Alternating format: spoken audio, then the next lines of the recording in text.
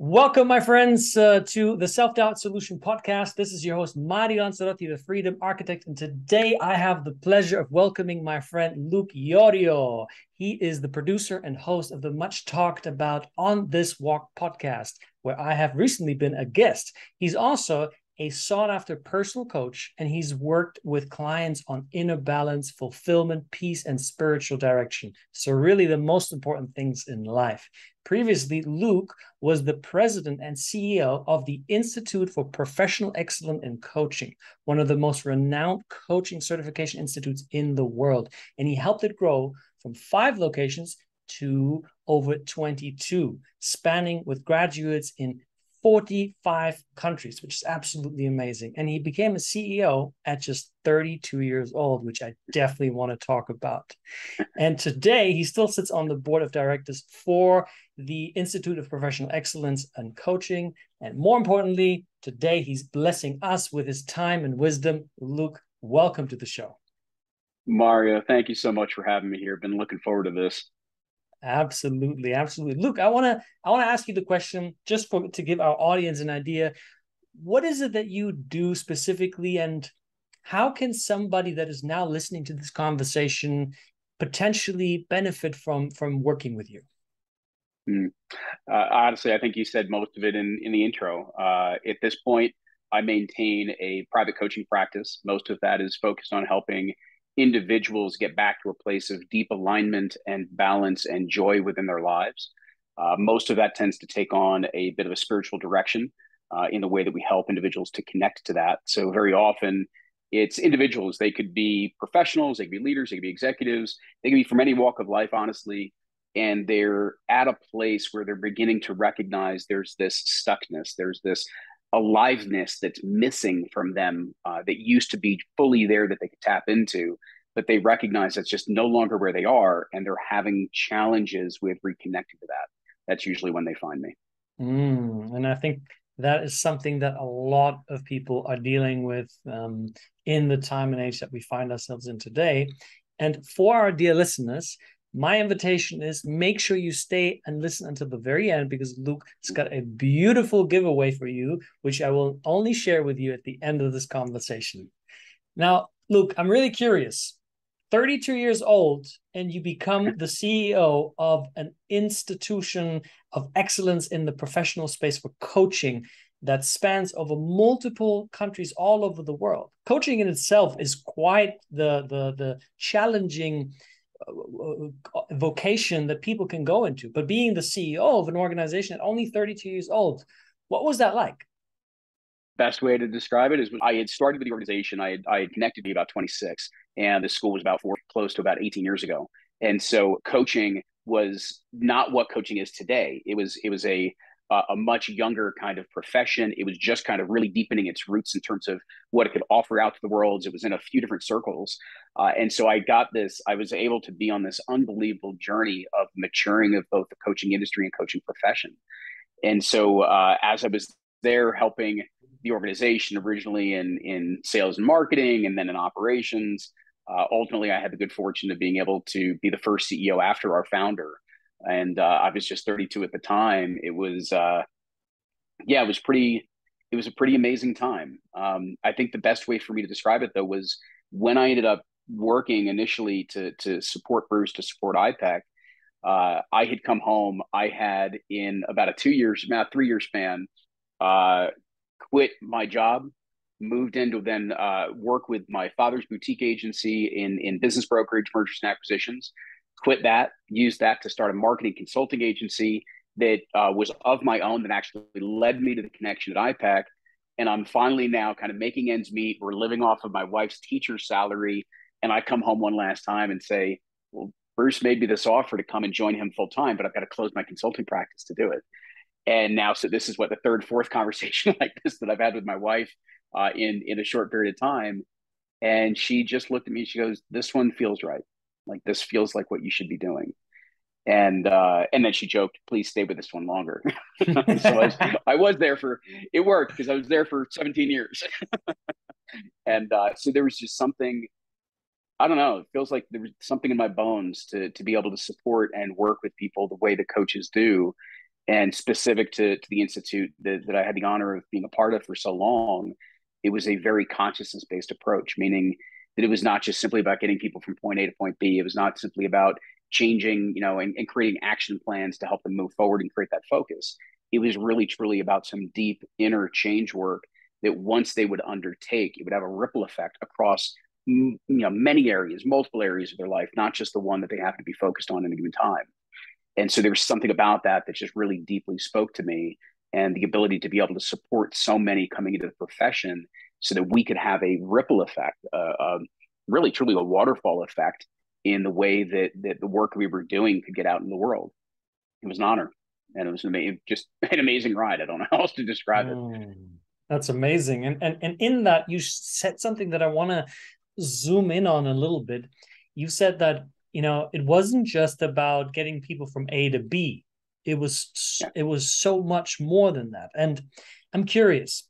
It sounds like you have been going through quite the career shifts in your life in different paths, in different ways. And from what I'm hearing, also at quite the fast pace. So I'm curious to learn, at what point did you decide there's more to life than just hitting my goals and, going from where I am to the next career, jumping the next career ladder, hitting the next monthly revenue goal? What was that like for you?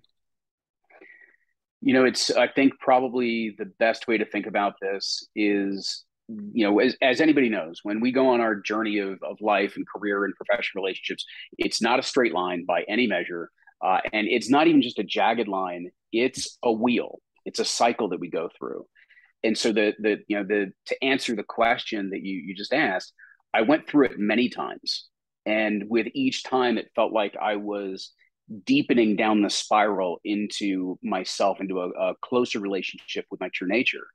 And so initially, it was moving away from what was probably going to be a much more traditional organizational career path. I was headed that direction. I could have easily gone that way, but something, interrupted me. Very specifically, it was 9/11 that interrupted me here in the States. I was just on the other side of the river from everything that unfolded. And I began asking questions when I was in my early 20s of, is this really the direction that I want my life to be in? Do I feel in deep congruency with where I'm headed? That led me to leave that career path and move more towards entrepreneurism, which at the time I thought was moving me towards a greater sense of freedom and purpose. I had no idea the undertaking that entrepreneurism is at that point. It was taking on so much more than I had ever anticipated. As I began to do that, I recognized there was something that was meant to be more than just myself, which is what ultimately moved me into the coaching profession so that I could find a way of not only making a living, but making a difference while I was doing it. And that obviously stuck for a very, very long period of time. But the latest, I would say the last kind of walk around the wheel that I've been on started about 7 years ago, when even in the position that I was as CEO of this extraordinary organization, doing all this great work in the world, doing work on consciousness and purpose and meaning, and I burnt out. I was absolutely cooked in what I was doing, and I did not have that deep sense of, this is absolutely where I need to be. I absolutely need to do this. And it was because I had achieved a lot of the things that I'd set out to achieve as an entrepreneur, as an executive, as a leader. And once I finally got there, I recognized my values are shifting and who I am is shifting. And I didn't recognize that until I hit a state of burnout, because I was going through kind of the same processes that I had used to build and to achieve and to grow that I always had. And that wasn't working anymore. So my values were different, and the processes by which I was relating to life needed to change as well. And so for me, I hit a level of burnout because there was just misalignment with the way that I was now doing life as opposed to really being who it is that I was. And so that dropped me into this deeper, more spiritual path for myself over the last 7 years. And by spiritual, it's just a different form of, or a deeper form of consciousness, a different way of relating to the aliveness that exists within all of life.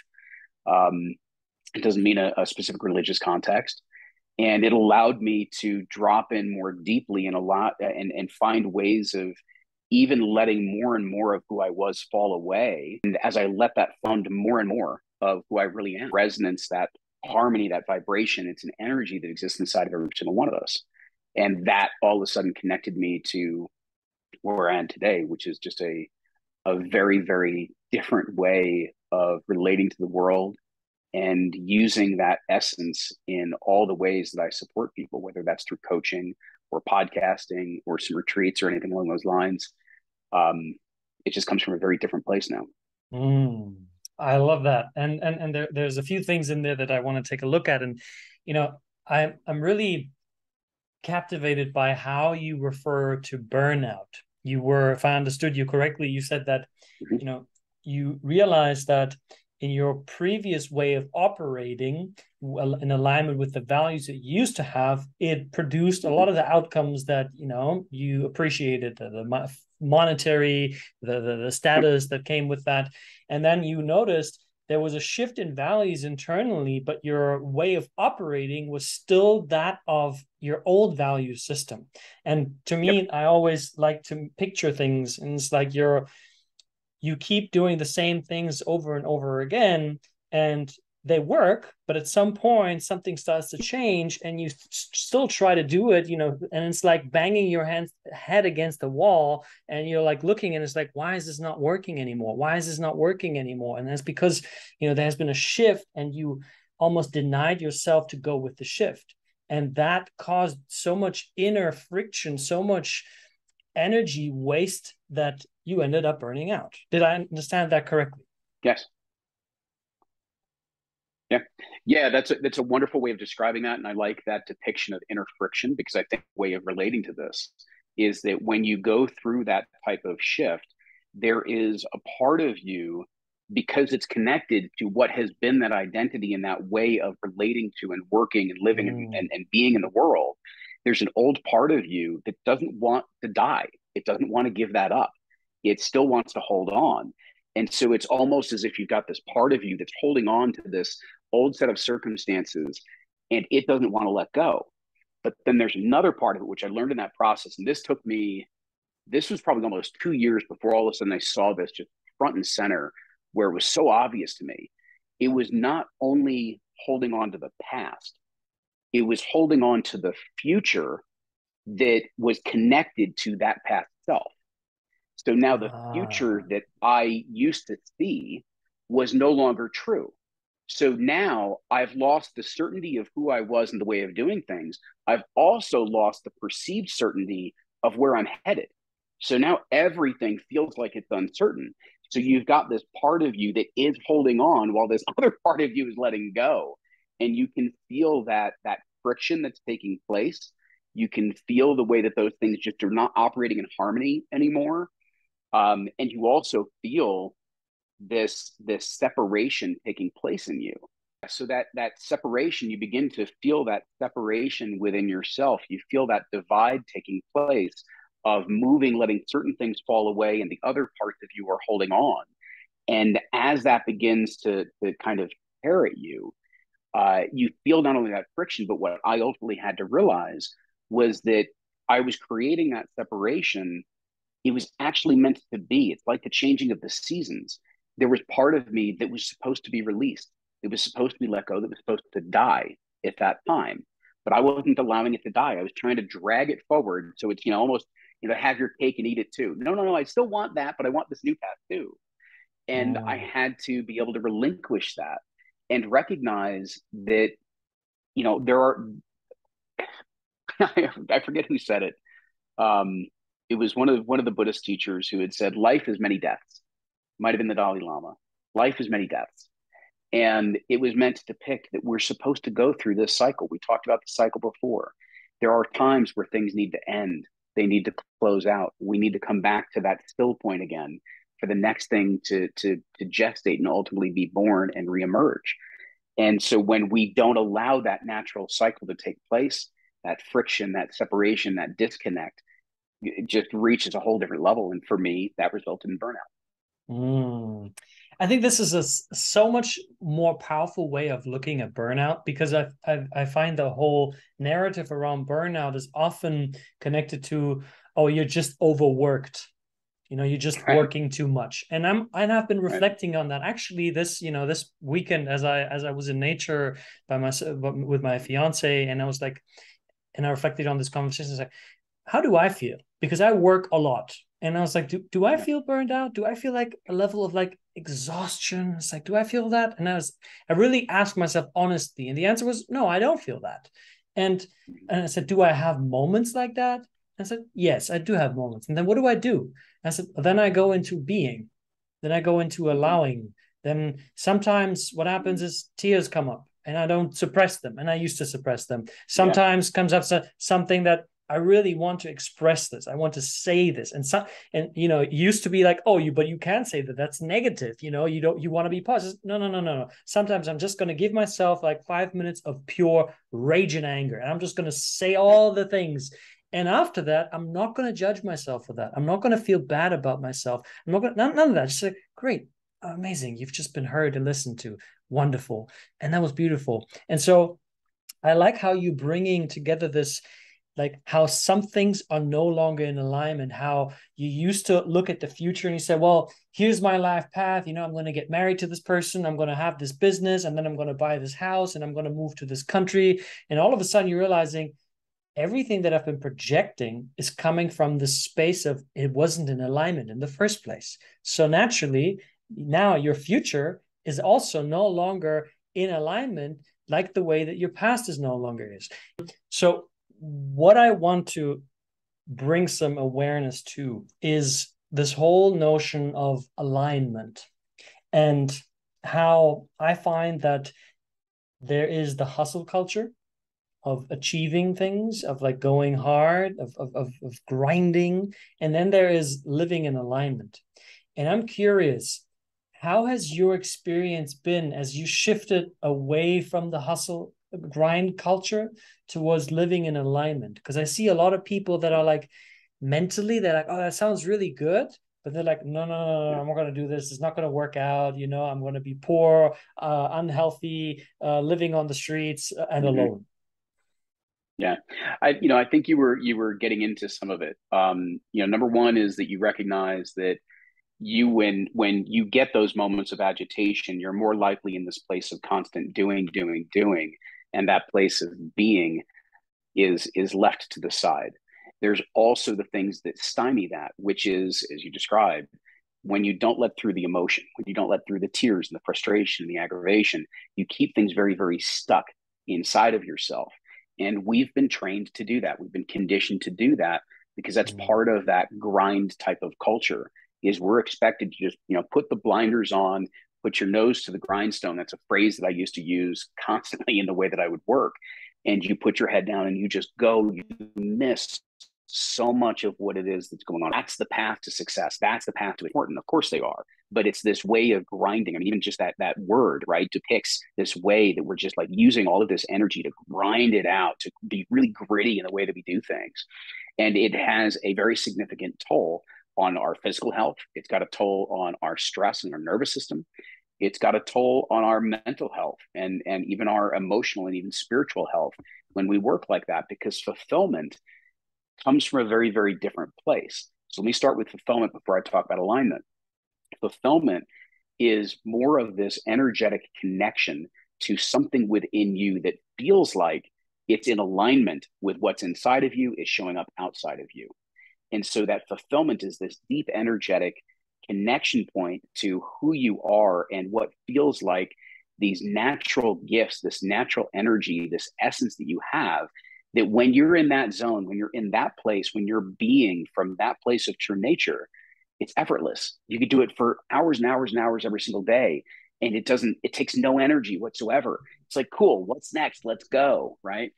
And so alignment is really getting into that place of how do we connect to that essence and then bring that outside of ourselves so that the vehicles that we have, the contributions that we make, how is it that we use different extensions of that natural essence, that energy that's within us? When people get to that point, the funny thing is, there are so many vehicles, there's so many ways to contribute. And it's not about it, it's something I've run into. When people have approached purpose, it used to drive me nuts because it was like, oh my, what's my purpose? What's my purpose? And we're looking for like this one thing. And we think that it's going to be perfect. It's got to be this. I've got to figure it out. It's got to fit exactly who I am. And we can go nuts. It's like trying to look for the absolute one perfect person in 7 billion that are on this planet to find the one relationship that you're supposed to have. It's not that. It's about stepping into the essence of who we are and then recognizing that essence, that true nature, can be carried in countless vehicles. Some may fit better, some may feel better than others, but it can pour out of you. And so I know individuals that have done this type of work, and then they've actually gone back to do the exact same thing that they were doing, but their energy, their passion, their drive, their enjoyment of it, fundamentally different. And then I know of other people who have taken a complete left turn and gone in different directions in their life.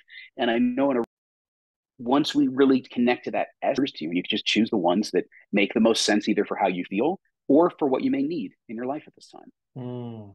This is so powerful because it's contrary to what most of the personal development world is telling you. And I totally agree with you. And I've had that same experience where when I was depressed and came close to the point of actual committing suicide and having lived in 1.5 years of chronic pain, chronic physical pain in my body, I reached a point in my life where it's like, I can no longer do anything that isn't in alignment with my heart.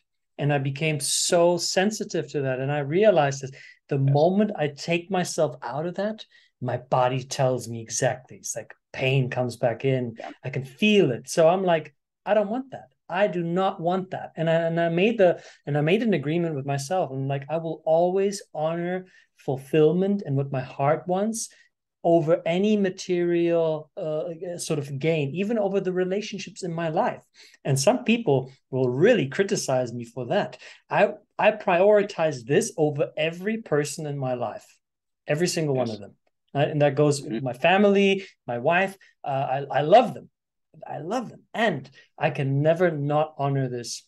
And ever since I did, just like you said, there's just endless energy, just endless energy, it just keeps going and going and going. And so I love what you said about, what I'm hearing that is like, before you think about ending that relationship or changing that relationship, getting a new job, starting a new business, whatever that is in the external world, first look within yourself and ask yourself the question, am I fulfilled in who I am? Not in what I do, but in who I am. And if the answer is no, then go here first. And that produces this unstoppable momentum in life. So I really appreciate that. And I would love to hear now, you mentioned that first it's about fulfillment, then it's about alignment. Mm-hmm. Yeah, the as we move from that place of fulfillment, as I was describing, it's now how do we begin to explore, to experiment with the many different ways that we can move that energy, that essence out in the world. And part of what you're looking for is exactly the way that you described it, which is that for you, there had to be that deep connection and integrity to your heart's path. Now, for me, I would describe that as resonance. There is this feel that I get when something is in alignment with me. I can feel the resonance of it. And when it's not, I can feel the distance. I can feel that friction begin to return. And no matter how hard I try, I can't get past that. I've got to be able to step back and say, okay, is the dissonance with what I'm looking at outside of me, or is it still something in me? Because it may or may not have anything to do with what I'm looking at. It still may be something I'm carrying around. And then I can have that conscious dialogue to figure it out. But as we move into that place of alignment, it really is, a lot of it is exploration and experimentation with, well, let me try to show up in this relationship from this place. Let me try to show up in what has been my work, my profession, or my job from this place. Let me use that to change the way I communicate. Let me change this the way that I lead. Let me use this to change the way I make decisions or set new goals or visions for myself that are in alignment with what this feels like. And honestly, you're probably going to try a bunch of different vehicles. Not every single one is going to be a home run right out of the box. It's very rare, actually, that it is, because the first thing you try, let's say it's going to be probably 70% in alignment for you. The next thing you try, maybe 75 or 80% in alignment for you. And you've got to go through those iterations to really see and feel what's the one that makes sense. And it's different for all of us. There's individuals that can find and connect to a certain profession or a certain field, and it brings them alive, and they're just completely and utterly enthralled and dive into it, and it lights them up from that place. There's others that carry kind of a more of a multifaceted approach to who they are, and if they were to devote themselves to only that one path, they'd go insane in 2 3 years. They need multiple vehicles because they're just oriented differently. And so we need a little bit of that time to experiment, because the way that society would approach this, the way that conditioning approaches, is you typically much more, it's got to be this path, you choose your path, you go on your path, you do this. And that's not true for a very large part of the population. Or it's true for a period of time until it's not. And then you need a different path again. So there's just so much variety to figuring out alignment.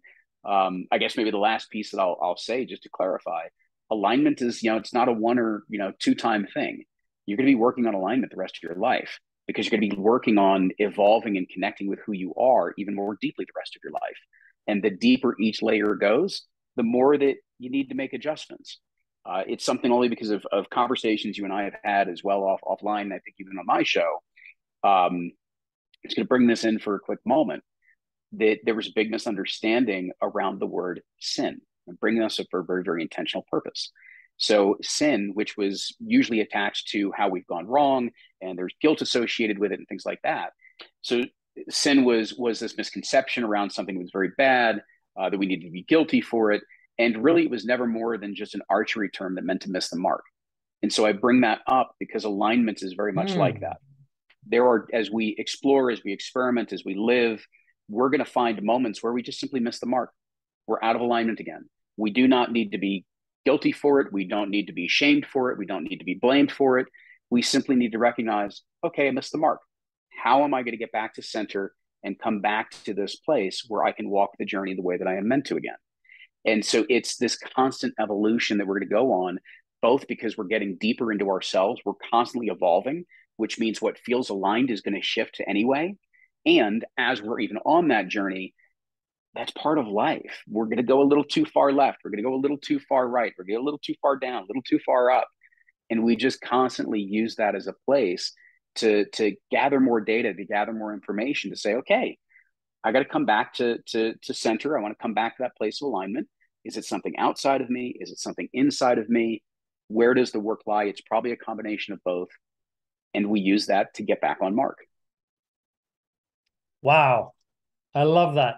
That was so profound and so fitting, because I find that there's this notion of, and this is what the world is sort of trying to sell us, I find, is this, once you're not allowed to go off the path. And when I say off the path, I mean the path that is often laid out, because really you couldn't be off the path, because where you are is always exactly where you're supposed to be, which is still the path, right? But to your point, from my experience, how it used to be, I became so attached to having to make it the right way, having to say the words the right way, having to respond to people in the right manner, having to feel the right way. And when I wasn't, I was like, oh, damn, I'm not getting it right. I'm stupid. My coach told me this. My teacher told me this. The workshop did this, and da-da-da. And I'm recognizing, just like you bring in, it's like, this is a natural flow of life. This is a natural part of life. Alignment will always be the day-to-day practice in which we adjust. And as you were speaking, the picture that came to mind is like water flowing down a mountain. Water will always encounter obstacles, a rock here, a tree there, some animal there, and the water doesn't just go poof, oh no, I can't go, this is not supposed to be here. No, the water just finds a way around it. It aligns, right? And it will do so for its entire journey. That is really the journey of life, a constant alignment. And as we go through that, I find it becomes easier and easier and easier. And I find, and I'm curious how you say that, for me personally, one of the ways to recognize that I have elevated in consciousness is I can laugh at myself so much easier. I'm like, in my head, I'm going, so, oh, stupid asshole. It's like, I'm in traffic. It's like, fucking asshole. I was like, oh no, shit, how I judged him. And then I'm like, catching myself going back forwards, and I'm taking a deep breath, and I'm just laughing. I'm like, oh, here I am. And then the whole thing passes. Absolutely. Oh, completely. Humor and that ability to laugh at ourselves is so an important part of this journey. I've talked about it at different times for a number of years because it was a phrase that I used around awareness of that every single one of us lives in our own weird little world. And the more that we appreciate how weird our own little worlds are, the stories that we tell ourselves, the games that we play, the ways that judgment, just slips out of us. It's like, oh my God, what am I doing? The ways that we see our conditioning pop back up, where it's like, oh man, I just did something, and I can totally see my mom. I can see my dad doing that, right? It's just, and we just, we each one of us, it's I don't um, get to know I don't get to know your weird little world. I can only know mine. mm, And so it's like let's appreciate the fun aspect of being who we are, because every single one of us is 100% original. And yeah. that comes with a lot of weirdness. Let's celebrate that. There's nothing wrong with that. Let's enjoy that. And yes, that is, to me, that is a shift in consciousness. I used to take myself incredibly seriously. Exactly, this has got to be right. It's got to be this way. It's got to be that way. How is this all going to get presented? And just took myself overly seriously. And it honestly wasn't even fun. It just wasn't enjoyable. Yeah. And now it's like, come on, we're funny creatures. We do some really silly things. That's okay. Yeah. Yeah. I totally agree. And, as you were speaking, one question kept coming up to me, as you speak, bringing yourself back into alignment. And one of the tools that I have been using is forgiveness. And I know that, and you also talk about Great one. forgiveness. So I'm wondering, what role has forgiveness played in your life? Mm, that has probably been one of the more, if not most important, qualities, energies, actions to be able to bring into my life. And I do describe it as an energy first, because for so long it was, what do I need to carry around with me? Because if I let this go, am I just naive? Am I just being innocent? Am I going to allow people to take advantage of me again? Or I already learned that lesson. I don't want to have to learn it again. Or that person was wrong. And how could I ever, allow them to get away with what it is that they've done to me? And all of these different stories that would build up, and it would create such limitations in relationships and the way that I could trust and be with other people fully and openly, which is just, again, more, it's just so much more enjoyable and relaxing to be that way. And so I needed to go through that period of time of, really, for me, part of it was recognizing that I never know what's in another person's journey. I have absolutely no idea, no matter the details I may know, I don't know the experience of life that they've had. I don't know the journey they have walked. I don't know the challenges that they've been through in their life. So I have no idea what went into any number of things that might have led to this moment that I can't forgive. And if I'm going to assume in my own background, there was a reason why maybe I didn't show up the way that I wanted to at some point. I'm going to give myself the benefit of the doubt, or I'm going to know the story that led to me acting this way, even if it wasn't the way I wanted to show up. If I can give that benefit of the doubt to myself, well, I need to be able to extend that to other people, or I'm just out of integrity with what I believe for myself. That was one portion of it. The other is recognizing that when we don't forgive other people, we're the ones carrying that toxic Hmm. energy inside of us. It's not, it's forgiveness was always meant to be release. It was a release. It was a relief of the energy that we were keeping bottled up. And the more that we release, the more that we allow that to just move through us the way that it was intended, the more we get back to that state of balance, that state of peace within ourselves. But if we hold on to all of that, we don't have that. We stay imbalanced at any given moment. So I had to learn that piece of it. And then ultimately, for me, it was really actually sitting with myself and learning to forgive myself in much deeper ways, of being able to look at the moments that I didn't show up at the capacity that I wanted to, the things that I struggled with, the pieces where I wanted to be a better version, a higher version of myself. And I used to not only was I doing this to other people, but I was walking around with that because it was like, this is how I keep myself in line. Or, I've done these things that I wasn't happy about or proud of at any given moment. And so I've got to walk around with that the rest of my life because I've got to, blame and shame and guilt myself into a better path. And that just carries this just horrible energy with you all the time.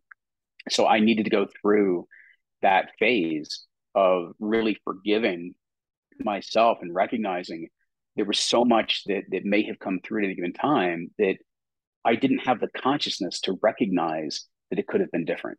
So I was only acting from what I knew at the time. And then once I could do that, once I could recognize that, as well as extend that both forgiveness and empathy to others, now all of a sudden I could find this crazy word called acceptance and self acceptance. And all of a sudden, everything just starts settling deeper and deeper and deeper. But if you want to get to that acceptance, you've got to pass through the gateway of forgiveness to get there.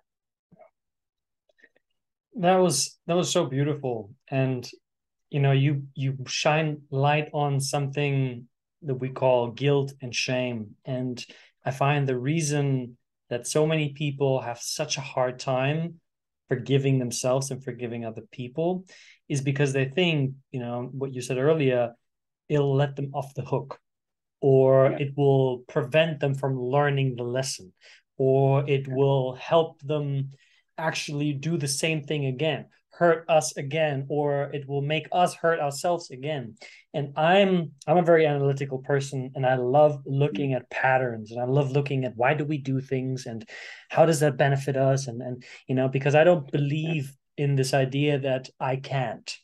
I believe that people have something called learned helplessness, and we say, oh, I can't do it. But I find the real truth is you do not want to do it because of the responsibility that comes with the potential of that action. And I find that, say you did something in the past and you would call that wrong. Oh, I shouldn't have done that. And the reason you're not willing to forgive yourself is because if you think if you do forgive, you're just going to do it again.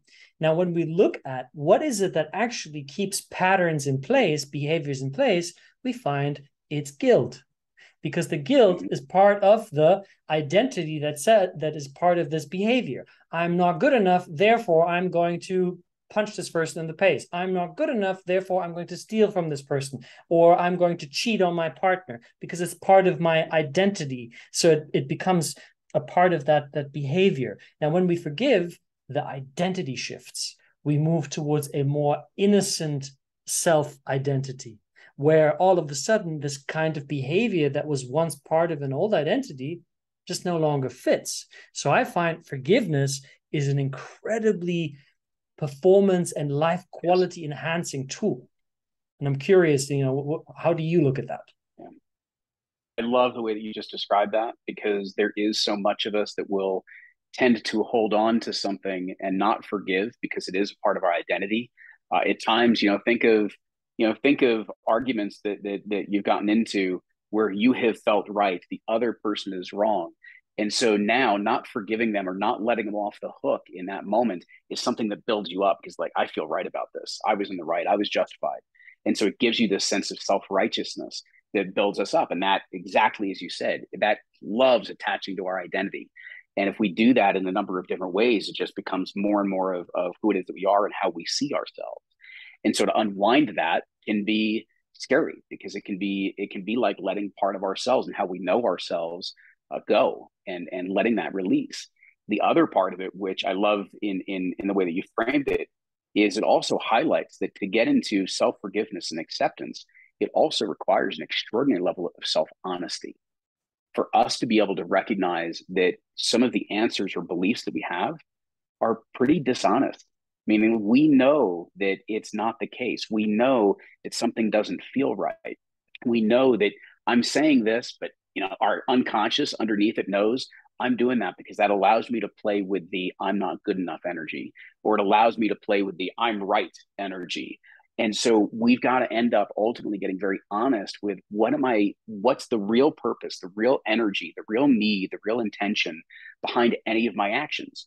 And when you take a look at what is the intention or what is the need that I'm addressing in me by not forgiving this other person, Mm. keep going deeper, go deeper, not just the first answer. Well, what does that get me? What does that get me? What's underneath that? What's the real intention below that?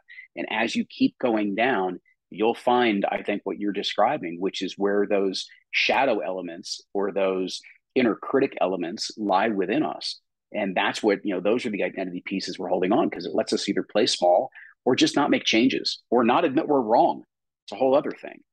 And so honesty is another huge piece. The only other piece I wanted to come back to as well was that when I mentioned forgiveness and the way you described it, and we bring up this word acceptance, forgiveness and acceptance do not necessarily mean that you are agreeing with what happened to you, or whatever the circumstances is, does not mean that you were condoning it either.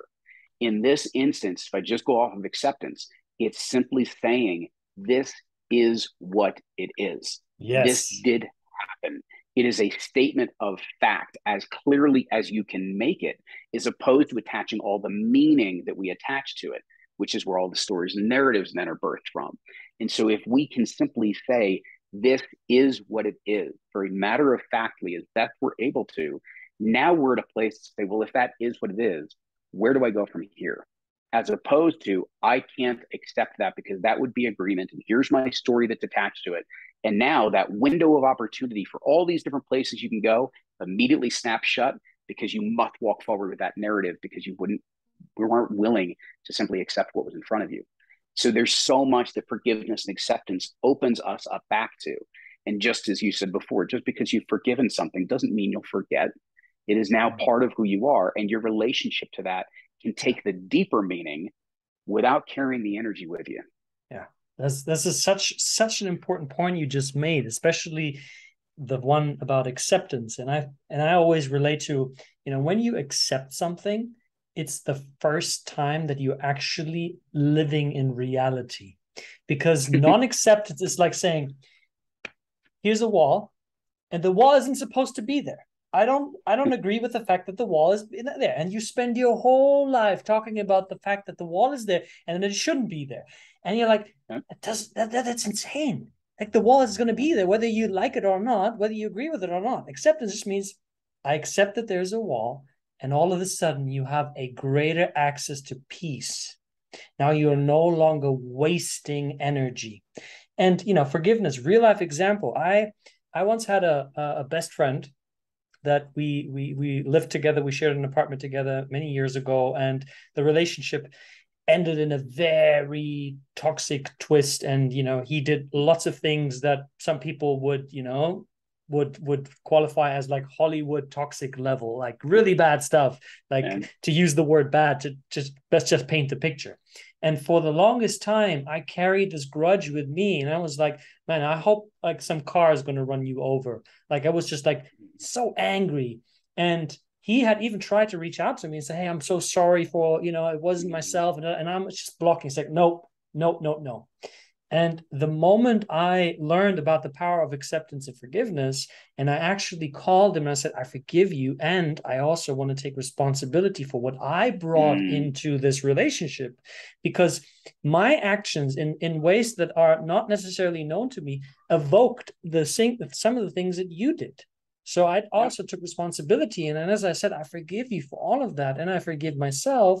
It was like wings were shooting out of my back and I could fly. And it was so beautiful. And that the weeks after that, just one call, I noticed myself in the way that I was showing up in my interactions in my business, with my business partner, with clients. I was so much more present. Sales were going up. And I was like, I didn't go to a sales seminar. I didn't go to a business seminar. I forgave and I accepted that this is what happened and this is how I felt. And so it was so beautiful. And I want to ask you, with an awareness of time, because I find a lot of people have difficulty actually answering the question, how do you forgive? So I'm curious, how do you forgive, Luke?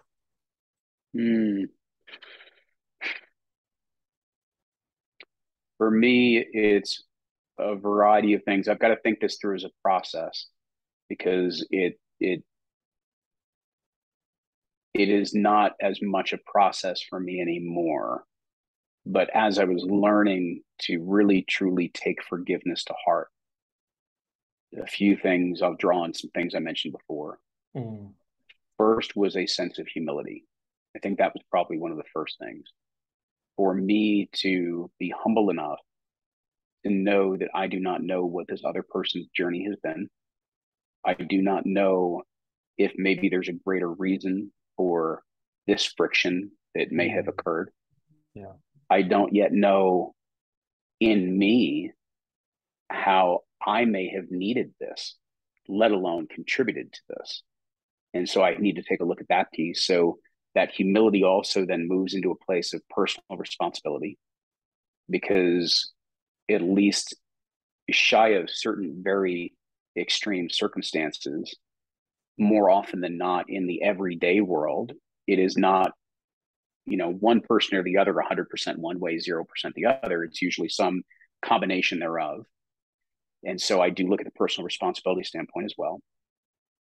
I recognize what is it that allows me to restore connection and peace into this situation or relationship, but to do so from a place of consciousness. So it's not just about keeping the peace. It's not just about forgiving so that we can move on. It's about how do we use this as a moment that at least provides us the possibility of a strengthened relationship, Mm. or at least something that we both can walk away with that feels like we're more whole because we've addressed it, even if it means we've got to part ways. Sometimes that's the best path for everybody involved. But to do that consciously, to do that with knowing that having addressed it as opposed to just letting it go, allows me to connect more of the parts of myself, allows me to lean into it. So it's funny because there's this element of forgiveness that is pretty selfish, actually, in some ways. And so it's just to keep that in mind for everybody. So humility, personal responsibility, how is it we can use this for deeper connection, or at least bringing us back to wholeness, are all kind of elements, I think, of the ways in which I've learned to forgive. And it does, it has an impact on you as much as the other person. And I love the example that you gave, because if we think of the greatest relationships, the best, most intimate, and just strongest relationships that we have, those are the ones that have been tested. Those are the ones that we've had challenges, and we've been willing to walk into the arena, as the saying goes, and really confront it and address it and say, I'm not walking away from this. I'm not leaving this unaddressed. Let's have this conversation. Let's do so Mm. from a place of balance and consciousness. And I know of actually just even some clients that just went through something like this, and the relationship that came out on the other side of it for them is stronger than it's ever been. And even had people come back and thank you for not just walking away. Thank you for not just sweeping this and saying, I've had enough of this person, I'm gone. And it built so much connection and respect and honoring between those individuals, because they were willing to navigate and walk through those situations together and to forgive in the Mm. process. It's a very powerful combination of a variety of principles and tools. Really, really beautiful. Thank you for sharing that. And this conversation has been very enlightening, and I could feel my body. Often I would take very deep breaths as you were speaking, because the words that you were sharing are so in alignment with my true nature as well. And Mm. speaking of alignment, before we close the conversation, at the beginning we said that you have something for our audience, and now I would love for you to speak into this. Mario, thank you. This is an exercise. I put together a pretty extensive, what I'll call an alignment process, that really helps individuals that are maybe in that place of being stuck, or even just a need of reevaluating, recalibrating where they are right now. And it's a process that I've used for years now with many, many clients, to take them much deeper into their process, into their consciousness and awareness of what is it that really truly matters most to me, within me, so that I can build that outside of myself. And so I've actually turned that process into a workbook. And so for those that are tuning in, to be able to use that alignment process, to use that finding and connecting to your true alignment within you, you just simply go to my website, onthiswalk.com/alignment. And that will give you the opportunity to download that workbook and begin this process for yourself. Amazing, amazing. And I will be sure to add this into the show notes. I will also add the best ways to connect with you, your website, your Yeah. LinkedIn. Is there any other thing that you want to mention for people that Yeah. listen to the conversation today? Absolutely. Because if you check out on this walk and you go to, I think it's around episode 23, you're going to get to see me interview and have this conversation with Mario and put him on the spot. So come check it out so you can see Mario's answer and see his side of the conversation. Yes, well, I think that will span a very complete picture of what you and I have been sharing in Yeah. these two conversations. And I got to say, I really enjoyed our time together, Luke. So thank you very much for blessing us with your presence today. Thank you, Mario. Much appreciated. Absolutely. And thank you for deciding to tune into the Self-Doubt Solution and investing in furthering your mindset, elevating your consciousness, and altogether being better equipped to making a bigger impact in this world. This is your host, Mario Lanzarotti, the Freedom Architect, and I will see you on the next episode of the Self-Doubt Solution.